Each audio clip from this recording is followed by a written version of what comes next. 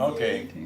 So you graduated high school what year? I graduated high school in 1955. What high school? And I'm the only graduate that the teachers ever cheered for to get out of there. And I was the dumbest one in my family. And I was raised in the Appalachian Mountains where people couldn't talk good. Like, you get down off there, Junior, I seed you. I'll get a hold of you in a minute. That's the way they talked down there a lot of it. So I didn't get an education. I didn't get a good education. Well, I wasn't good enough to do it anyway.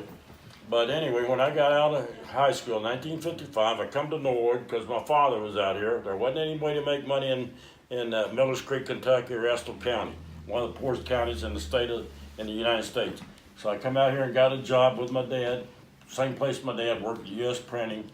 And then eventually my mother and everybody moved up, and sister moved out here, and I got a job over there at a printing place, and didn't like that job, didn't like Norwood, didn't like the city. I wanted to be in the country because that's where I grew up. And finally I changed there and went to Ford Motor Company because they paid more money. And I had a buddy with me, Elmer Dunaway, that I graduated from high school with. And we got laid off at Ford Motor Company. He come up to me and said, "Paul, let's go in the Army." And I said, "That's a good idea." I said, "I don't like it here. I want to have some fun. Let's get out of here." So I went downtown. He said, "What do you want?" The recruiter said, "What do you guys want? What branch of the Army you want?" And Dunaway looked at me and he said, Paul, how about the military police?" "Sounds good. Let's go to the military police." So we went to Fort Leonard Wood, Missouri, took our training, went to Fort Gordon, Missouri, took MB training, wanted to go overseas and sent my butt to New York City, state of New York. But it turned out really good because I met a beautiful woman, intelligent woman there, and married her and had 3 kids. And Wow. we come back to Cincinnati, Norwood in 1959. I put 3 applications in and got called at all 3 of them. So I went to Procter & Gamble. I took the Procter & Gamble because my dad told me that was the best place to go. So I went to Procter & Gamble. Well, we lived in a little house, paid $10 a week for groceries for three people.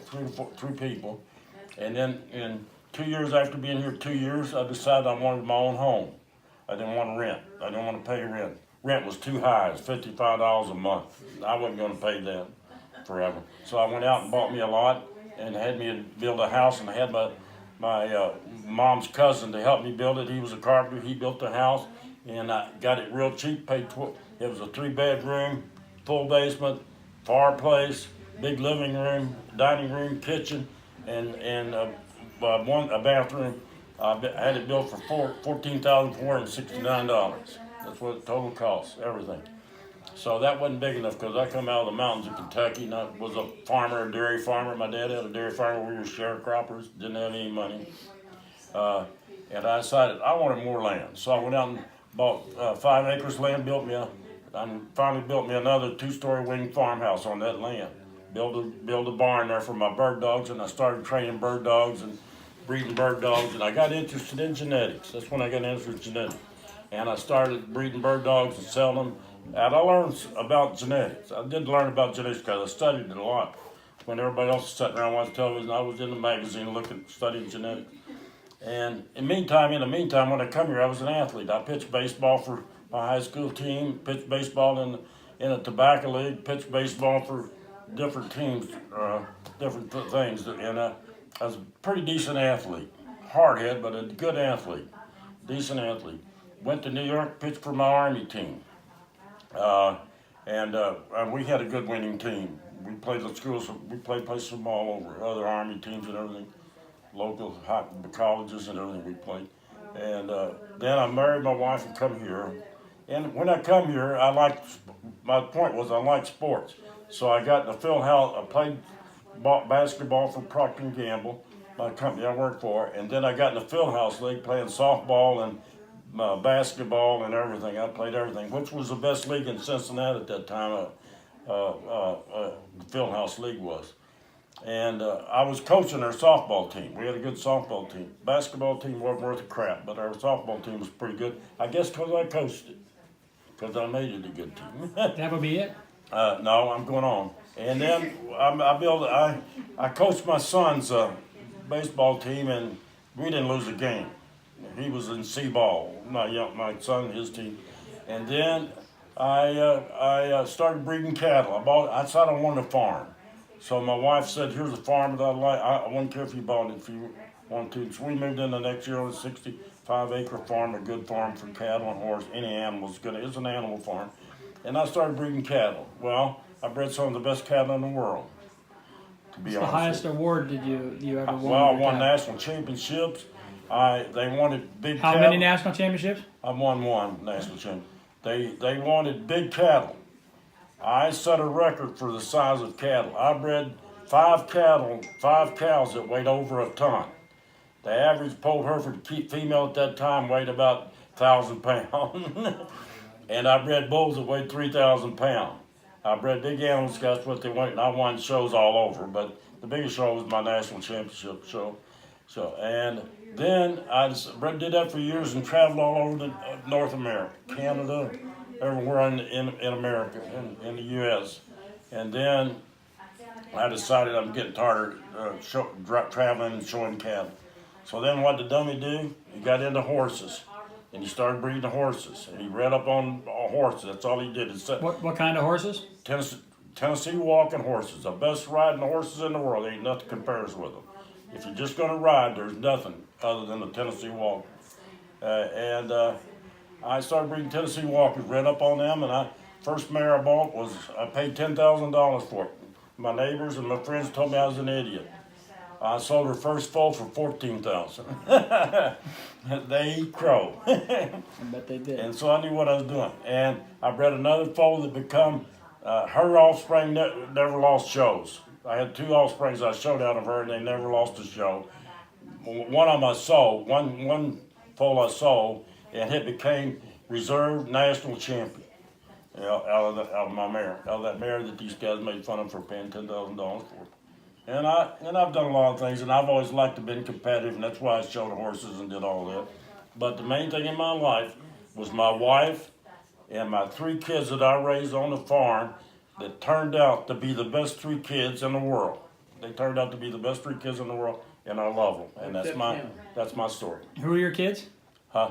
My oldest kid is Ronald David Nickell. My middle one is Victoria Marie Nickell, and my youngest one, Christopher Paul Nickell. We named him after me, his dad, and he looks like me, and he acts like me, and he thinks like me. I always thought he looked like Larry the Cable Guy. Well, And kind of talks like Larry the Cable Guy, too. Close your eyes and think, John. Well, everybody says he looks like me. He doesn't have my loud mouth personality. He's not the extrovert that you are. No, he's not the extrovert. He's more introverted.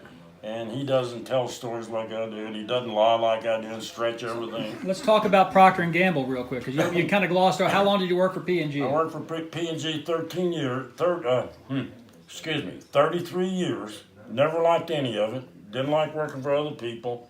But I made good money. My benefits were good at that time in my life, and it made me buy my farm, which I love, and my houses I built and all that.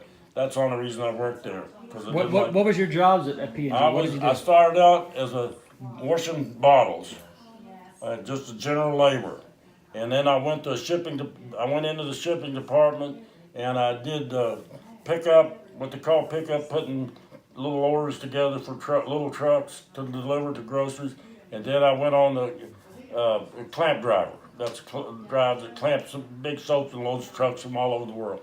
I did that for a while. I was a union representative for a while.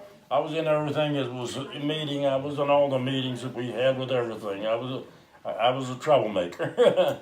And I created some things that made P&G, not bragging, millions of dollars. And the first one I did, they wrote me up for it. A year later, it was the way they did them all up, loaded shipping all over the country, all over the nation. Not in a good way they write you up, right? Yeah, they wrote me up in a bad way. They wrote me up in a bad way. You didn't get an award for that. No, I showed them how to load rail cars a lot faster. They wrote me up for that. A year later, that's the standard way to load rail cars. And so, but I didn't get any credit for it, and I didn't care.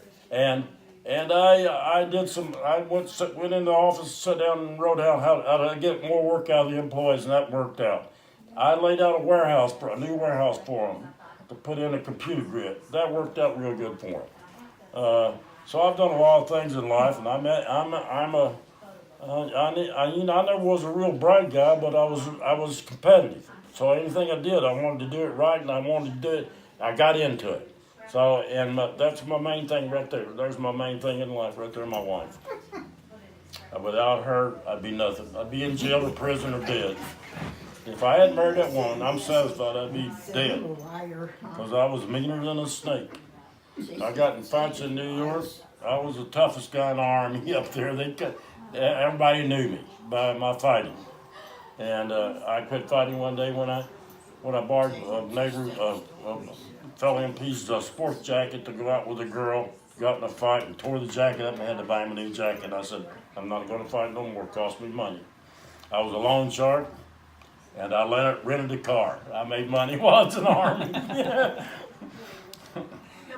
They call that entrepreneurship now. Yeah, well, I made money. I paid for my car cash before I come here. Said Ohio, bought another Ford. No. Smart enough not to get caught at it too. Huh? It's smart enough not to get caught. A friend of mine got caught, got court-martialed. I got out of it then, but I never would have got court-martialed because I never took their money. He took their whole paycheck. I wouldn't do that. I know. Let's say you're smart enough not to get caught. Yeah. I don't know whether I just had good logic, Bill. Did you like the management trainees at Procter and Gamble when they would come around? I like the management. Oh, okay. I guess where you're going with this. This is good. Segue. They call that a segue in I storytelling. liked them, but I knew so much about what we were doing that I didn't have a lot of respect for them. And they thought they had a lot more knowledge than I did. Even they walk in there 2 weeks. I've been there 10 years, and they thought they knew more than me, but they didn't even know what they was talking about. So I had fun with them by telling them, making up shit and telling them. And I Maybe just one example. Okay, Your favorite one. One of my favorite was a kid come from Purdue, graduated from Purdue College, come there, and he was an expert in conversing with people. He was at that, he said. And so he'd come around and talk to me because that's what they're supposed to do, get to know you and get to like you and get you to respect you. So I didn't like doing that, so I'd just make up stories when they come around. And the best story I probably ever made was with him. It was about raising miniature camels. And I told him I lived out in Mainville, Ohio, and I raised miniature camels.